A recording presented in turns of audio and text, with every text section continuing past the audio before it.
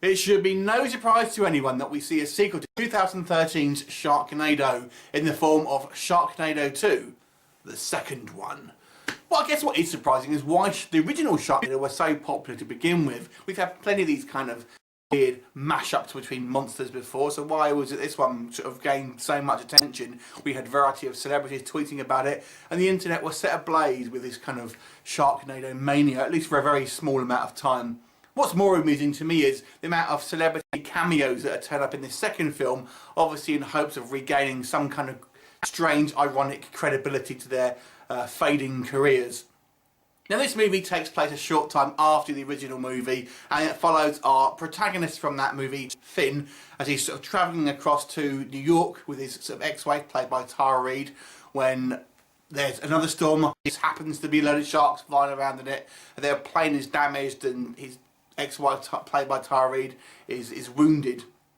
And you know, they're kind of celebrities now after the initial sort of Sharknado attack, and everyone's kind of wanting their autographs and things like that. And they're kind of going there for some kind of book signing originally, and also to meet up with some of Finn's family. And basically, it's up to them to really trying to warn New York and the people of New York and his family that this oncoming, even bigger tornado filled with sharks is sort of coming towards New York, and of course it does hit and causes suitable amounts of chaos. Now, this film knows its joke. It knows it's not taking itself too seriously, hence why you've got so many just almost pointless sort of cameos from people like Kurt Angle to Kelly Osbourne.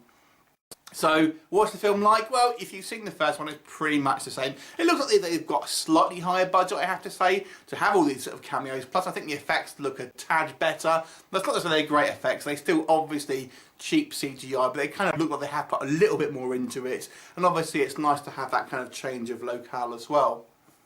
But this movie is just so stupid. Once again, this is not really going to change your mind about the original sort of concept of this movie, or it's really a joke film. Let's just say this is a joke film made for a laugh, to try and sort of get this kind of internet buzz going again, which I just don't think it will or has. Unfortunately, that was kind of lightning in a bottle, I think, and I don't think any amount of celebrity cameos is going to kind of save it.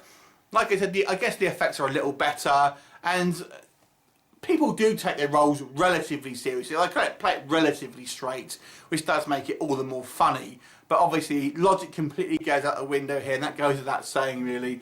But it is kind of fun, and I have to say the action does start pretty soon. You're not sort of waiting ages for something to happen. So I actually liked it a little bit better than the original Sharknado movie. That's not to say it's any great film. Please don't get me wrong. This is completely forgettable, and I don't think it deserves the attention that it gets, really. I'm going to give this movie a 4.5 out of 10. So, what did you think of it? Leave me a comment, and I'll look forward to you next time. Bye for now.